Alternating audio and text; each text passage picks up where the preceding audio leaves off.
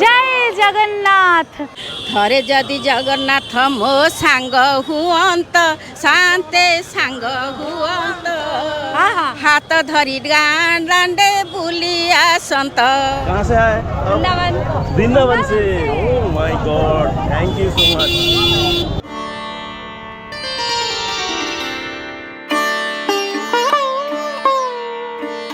জয় জগন্নাথ। শ্রীক্ষেত্র পুরী থেকে পবিত্র রথযাত্রার আগের দিন আপনাদের সবাইকে জানাই অনেক অনেক স্বাগতম। আজ 15ই জুলাই 2026 আর আমি দাঁড়িয়ে আছি আমাদের পবিত্র পুরীর মন্দিরের একেবারে সামনে। রথযাত্রার আগের দিনের চূড়ান্ত প্রস্তুতি পর্বে আমরা মানে সম্পিতানু ব্লগস চলে এসেছি পুরীতে, আর আপনাদের সাথে তুলে ধরব মহান রথযাত্রার প্রস্তুতি পর্বের খুঁটিনাটি সমস্ত বিষয়ে। এখন আমি যেখানে দাঁড়িয়ে আছি মানে মন্দিরের মূল প্রবেশদ্বারের বাঁ দিকে রাখা রয়েছে রথগুলি, এবং প্রচুর মানুষের ঢল এখনই নেমেছে। এখন ঘড়িতে সময় হয়েছে সকাল 9:45। আমরা সকাল সকাল এসে ব্রেকফাস্ট সেরে চলে এসেছি, এবং আমরা যেখানে রয়েছি পায়ে হেঁটে মাত্র 5 মিনিটের মধ্যেই আমরা পৌঁছে গেছি মন্দিরের মূল প্রবেশদ্বারে। তো চলুন সবটা ঘুরে দেখা যাক। আজকে থাকছে রথযাত্রার প্রস্তুতি পর্বের ভিডিও, তাই এই ভিডিওটা শেষ অবধি দেখতে থাকুন। আর এই সমস্ত রথযাত্রার ডিটেল ভিডিও দেখতে গেলে বা জানতে গেলে অবশ্যই আমাদের চ্যানেলের সাথে থাকবেন, মানে সম্পিতানু ব্লগসকে সাবস্ক্রাইব করে রাখতে ভুলবেন না। তাহলে চলুন আর দেরি না করে পবিত্র রথযাত্রার চূড়ান্ত প্রস্তুতি পর্বের ভিডিও শুরু করা যাক।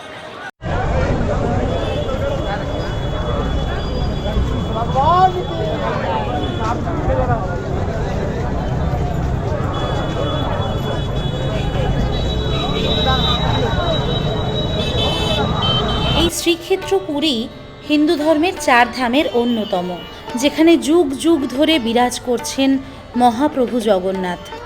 পুরাণে বলা হয় এই ভূমি নিজেই বিষ্ণুর পরম পবিত্র ক্ষেত্র, আর এখানেই ভগবান জগন্নাথ তাঁর ভক্তদের মুক্তির পথ দেখান। রথযাত্রা শুধু একটি উৎসব নয়, এটি ভগবান ও ভক্তের মিলনের এক অনন্ত লীলা, যেখানে জাতি ধর্ম বর্ণের সব ভেদাভেদ ভুলে সবাই একসঙ্গে উচ্চারণ করেন জয় জগন্নাথ।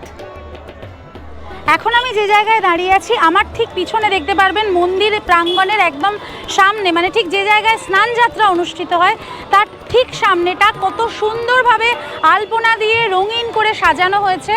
এবং আগামীকাল মানে রথযাত্রার দিন কিন্তু যে রথগুলি রাখা রয়েছে ওগুলিকে এখানে নিয়ে আসা হবে, এবং এইখানে যে 3টি বড় আলপনা করে রাখা রয়েছে, পরপর 3 জায়গায় 3টি রথকে রাখা হবে। একদম মন্দিরের গায়ে থাকবে বলভদ্রের রথ, মাঝখানে সুভদ্রা, এবং একদম এই সামনে থাকবে জগন্নাথ দেবের রথ। এখান থেকে কিন্তু রথগুলির যাত্রা শুরু হবে আগামীকাল। সেই জায়গাটিকে এরকম অপূর্ব সুন্দর করে সাজানো রয়েছে। আর ঠিক সামনে ওই যে এই যে জায়গাটা দেখতে পাচ্ছেন এইটাই হচ্ছে স্নান যাত্রার জায়গা, যেটা গত 29শে জুন স্নানযাত্রা অনুষ্ঠান এখানে অনুষ্ঠিত হয়েছিল, এবং সেই স্নানযাত্রার পর থেকেই কিন্তু প্রভুর জ্বর, এবং এই 15 দিন প্রভু আমাদেরকে দর্শন দেন না। আগামীকাল উনি কিন্তু পুরো একদম সাজগোজ করে আমাদের সামনে চলে আসবেন এবং রথে চড়ে চলে যাবেন গুন্ডিচা মানে ওনার মাসির বাড়িতে। চলুন এখন রথের দিকে এগোনো যাক।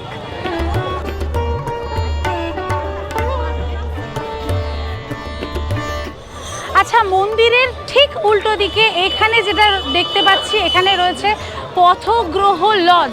এই লজের ওপর এবং তার পাশে পরপর এই যে সমস্ত হোটেল এবং লজগুলি রয়েছে দেখতে পারবেন, ওপরে ত্রিপল দিয়ে প্লাস্টিক দিয়ে খাটানো রয়েছে। এই সমস্ত জায়গাগুলি কিন্তু ভাড়া দেওয়া হয় আগামীকাল রথযাত্রা দেখার জন্য। এই জায়গাগুলিতে চেয়ার ভাড়া দেওয়া হয় 2000, 5000 এমনকি 10,000 টাকা পর্যন্ত এখানে চেয়ারের ভাড়া আছে। সেখানে কিন্তু প্যান্ডেল এখনও বাঁধা হচ্ছে। এখানে যদি আপনারা বসতে পারেন তাহলে এখান থেকে কিন্তু দারুণ সুন্দরভাবে আপনারা রথযাত্রার পুরো প্রক্রিয়াটিকে দেখতে পারবেন।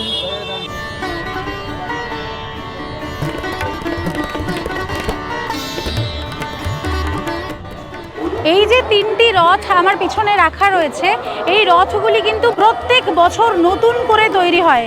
মানে ওড়িশার সংরক্ষিত বনাঞ্চল থেকে এখানকার ফরেস্ট ডিপার্টমেন্ট এবং মন্দির কর্তৃপক্ষ মিলে ঠিক করেন যে কোন কাঠ নিয়ে আসা হবে এবং সেই কাঠ নিয়ে এসে এখানে প্রতি বছর নতুন করে এই রথগুলি তৈরি করা হয় এবং এই রথ তৈরির জন্য শতাধিক কাষ্ঠশিল্পী, তার সাথে দর্জি, কামার, চিত্রকর সবাই একসঙ্গে কাজ করেন। কারণ আপনারা দেখতে পারবেন এই রথে যেমন দেবদেবীর মূর্তি খোদাই করা রয়েছে, তেমন কিন্তু বিভিন্ন রঙের কাপড় দিয়ে সেগুলো ছাউনি তৈরি করা রয়েছে। এবং এই যে রথগুলি আপনারা দেখতে পাচ্ছেন, এখানে কিন্তু খুব একটা বেশি পেরেকের ব্যবহার নেই, লোহার পেরেকের ব্যবহার অত্যন্ত সীমিত।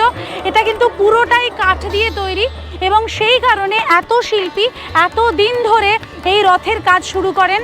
মানে আমাদের অক্ষয় তৃতীয়া যবে থেকে হয় তবের থেকে কিন্তু এইখানে রথের কাজ শুরু হয়ে যায়। এবার চলুন আমরা এক একটি রথ সম্পর্কে একটু বিস্তারিতভাবে জেনে নিই এবং কাছ থেকে সেগুলিকে দেখি। আমরা এখন দাঁড়িয়ে রয়েছি জগন্নাথ দেবের রথের সামনে। এই রথটির নাম নন্দী ঘোষ। দেখতে পাচ্ছেন সামনে এই যে গার্ডরেলগুলি দেওয়া রয়েছে, এগুলো কিন্তু তলায় চাকা দেওয়া এবং এগুলো সরিয়ে নিয়ে অন্যান্য দিকেও নিয়ে যাওয়া হচ্ছে।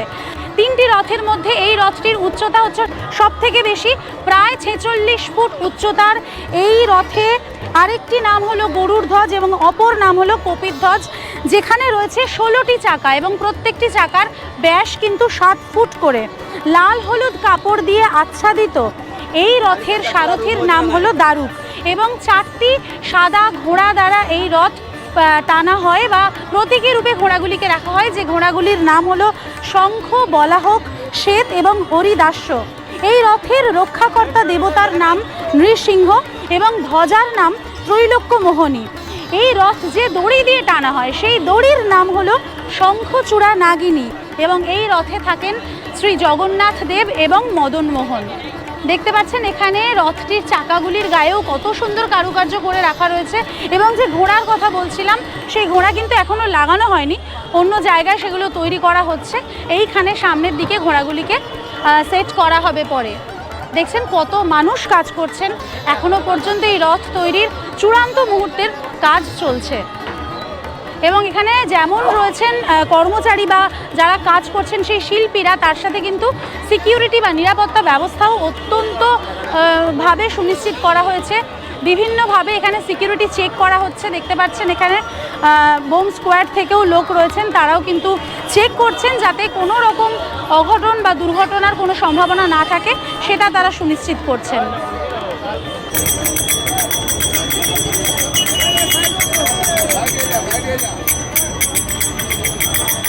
জগন্নাথ দেবের রথের ঠিক উল্টো দিকে রয়েছে দেবী সুভদ্রার রথ, যে রথের নাম দর্পদলন।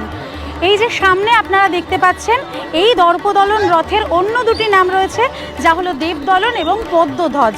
এই রথটির উচ্চতা হলো 43 ফুট এবং এই রথে রয়েছে 12টি চাকা। এই রথে আপনারা দেখতেই পাচ্ছেন কাপড়ের রং লাল এবং কালো এবং এই যে রথ মানে সুভদ্রা দেবীর রথের সারথির নাম হলো অর্জুন। এই রথে যে 4টি ঘোড়া থাকে তাদের নাম হলো রচিকা, মচিকা, জিতা এবং অপরাজিতা। এই রথের রক্ষাকর্তা জয়দুর্গা এবং এর ধ্বজার নাম নাদাম্বিকা। এই রথের যে দড়ি অর্থাৎ যে রশি যেটা লাগানো হচ্ছে বর্তমানে, তার নাম হলো স্বর্ণচূড়া। এখানে যেমন রয়েছে সিকিউরিটি, সেরকম সেফটির জন্য দেখতে পাচ্ছেন এরকম ছোট ছোট ফায়ার ব্রিগেডের গাড়ি কিন্তু চারিদিকে ছড়িয়ে পড়ছে। সামনে থেকে দেখতেই পাচ্ছেন এখন একটা ফায়ার ব্রিগেডের গাড়ি রয়েছে, যাতে কোনো রকম দুর্ঘটনা না ঘটে এবং ঘটলে আপৎকালীন ব্যবস্থা নেওয়ার জন্য এই ধরনের ব্যবস্থা কিন্তু এখানে রাখা হয়েছে। নন্দী ঘোষ এবং দর্পদলন মানে জগন্নাথ দেব এবং সুভদ্রার রথ দেখার পরে এবার আমরা চলে এসেছি বলভদ্র রথের সামনে। 44 ফুট উচ্চতার এই রথটির নাম হলো তালধ্বজ। এই রথের রং হলো লাল এবং সবুজ এবং এর সারথির নাম মাতলি। এর যে 4টি ঘোড়া রয়েছে তাদের নাম তীব্র, ঘোর, দীর্ঘ এবং শ্রম। এই রথের রক্ষাকর্তার নাম বাসুদেব। এর ধ্বজার নাম উন্মনি এবং যে দড়ি দিয়ে এই রথ টানা হয় সেই দড়ির নাম হলো বাসুকী নাগ। আপনারা লক্ষ্য করে দেখবেন যে 3টি রথের দড়ির নাম আমি বললাম প্রত্যেকটি কিন্তু সাপের নামে এবং এই বাসুকী নাগের নাম তো অতি প্রসিদ্ধ, আপনারা জানেন তার কথা। এই রথের প্রচুর একটা পৌরাণিক মাহাত্ম্য এবং ব্যাখ্যা রয়েছে এবং প্রত্যেকটি যে পার্টস এই রথের, তার পিছনে আপনারা যদি অনুসন্ধান করেন বা রিসার্চ করেন দেখবেন প্রত্যেকটির পিছনে বিরাট বিরাট গল্প রয়েছে এবং বিরাট বিরাট পৌরাণিক তাৎপর্য রয়েছে। আগামীকাল এই রাস্তা দিয়েই প্রভু যাত্রা করবেন তার মাসির বাড়ি অর্থাৎ গুন্ডিচার উদ্দেশ্যে। এখান থেকে প্রায় 3 কিলোমিটার দূরে রয়েছে গুন্ডিচা মন্দির, সেইখানে কালকে প্রভু যাবেন এই রাস্তা দিয়ে। এবং এই রথ, যেমনটা আমি বলছিলাম, যেখানে পেরেকের ব্যবহার সীমিত এবং মানুষই টেনে নিয়ে যান এই রথ।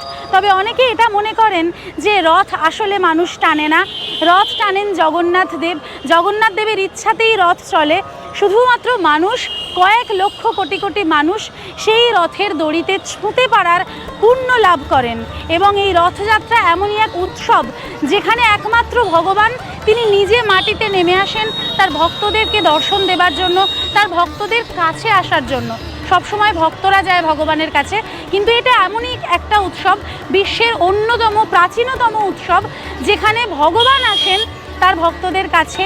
এবং জাতি, ধর্ম, বর্ণ নির্বিশেষে প্রত্যেকটি মানুষ কিন্তু এই উৎসবে অংশগ্রহণ করেন।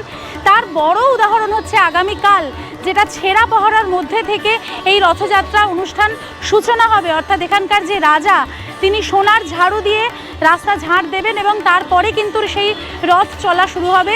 এটিও একটি প্রতীক যে রাজা হন আর যেই হন, ভগবানের কাছে সবাই ভক্ত। এবং এই যে গুন্ডিচা মন্দির, আমরা যেটাকে বলি মাসির বাড়ি, আসলে কিন্তু সেটি মাসির বাড়ি বলে কিছু না। গুন্ডিচা ছিলেন রাজা ইন্দ্রদ্যুম্নর পত্নী গুন্ডিচা রানী, যিনি জগন্নাথ দেবের ভক্ত ছিলেন। এবং এই প্রভু জগন্নাথকে এইখানকার স্থানীয় মানুষ এতটাই স্নেহ, আদর, ভালোবাসা করেন, যেমন আমরা ছোটোবেলায় মামার বাড়ি, মাসির বাড়ি যেতাম, ঠিক সেইভাবেই তারা এটিকে মাসির বাড়ি নামে প্রচলিত করেছেন।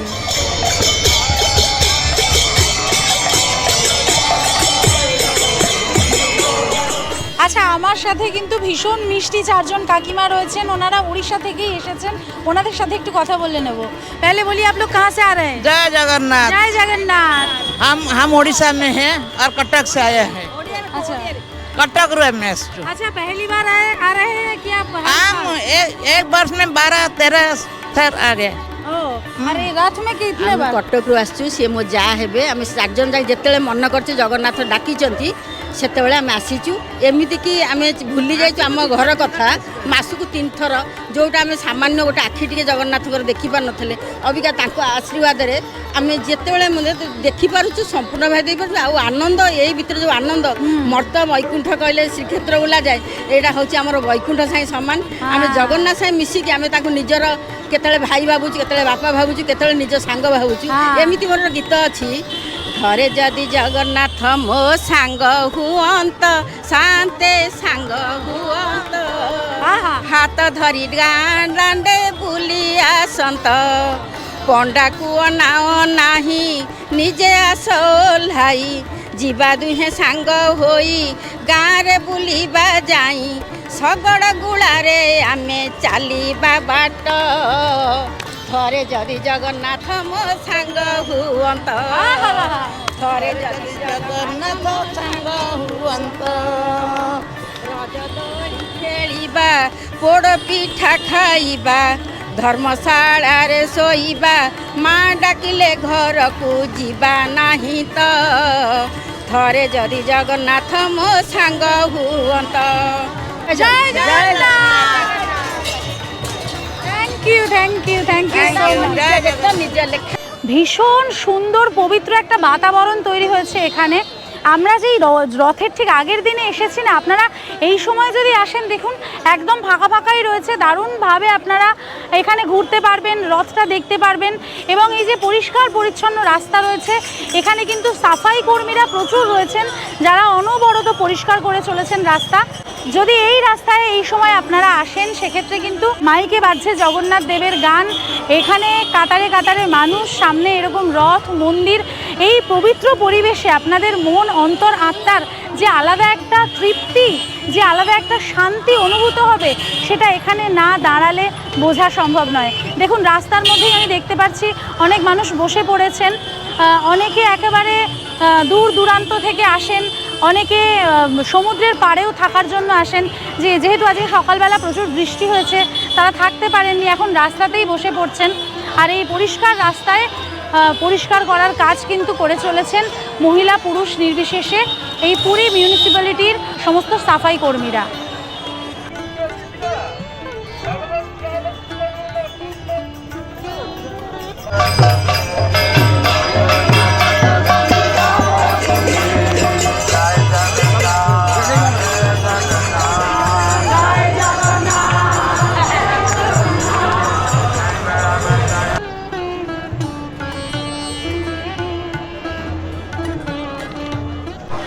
আচ্ছা, এখন কিন্তু 11টা বাজতে যায় আর বৃষ্টি শুরু হয়ে গেছে। আজকে কিন্তু চরম বৃষ্টি হয়েছে। সকালবেলা আমরা যখন শালিমার গরিব রথে এসেছি পুরী স্টেশনে, তখন তুমুল বৃষ্টি হচ্ছিল। এই একটু আগে বৃষ্টিটা কমেছে এবং তারপরেই আমরা মন্দির প্রাঙ্গণে এসেছি। হ্যাঁ, আমরা কিন্তু রয়েছি আমাদের একজন খুবই নিকট আত্মীয়ের বাড়িতে। তার অনুরোধেই সেখানে আমরা রয়েছি। হোটেলে থাকতে চেয়েছিলাম, কিন্তু খুব স্বাভাবিকভাবেই হোটেলে এখন কিন্তু প্রচুর চড়া দাম। যে অন্যান্য সময় যা দাম থাকে তার 3 গুণ 4 গুণ 5 গুণ দাম হয়ে যায়, সেটা স্বাভাবিক। এবং মন্দিরের যত কাছে আপনারা হোটেল নেবেন তার দাম তত বেশি হবে। তবে যদি বেশ কিছুদিন আগে থেকে আপনারা প্ল্যান করেন, 2-3 মাস আগে থেকে, সেক্ষেত্রে মোটামুটি কিন্তু আপনারা রুম পেয়ে যেতে পারেন। আগামীকাল আমরা থাকবো এই মহোৎসবের একেবারে হৃদয়ে, আপনাদের জন্য তুলে ধরবো প্রতিটি মুহূর্ত। তাই এই ভিডিওটি যদি ভালো লেগে থাকে অবশ্যই লাইক করবেন আর চ্যানেলটি সাবস্ক্রাইব করে পাশে থাকবেন। আগামী ভিডিওতে দেখা হবে পুরীর রথযাত্রার মহামহিম সূচনায়। ততক্ষণ পর্যন্ত সবাই ভালো থাকুন। জয় জগন্নাথ।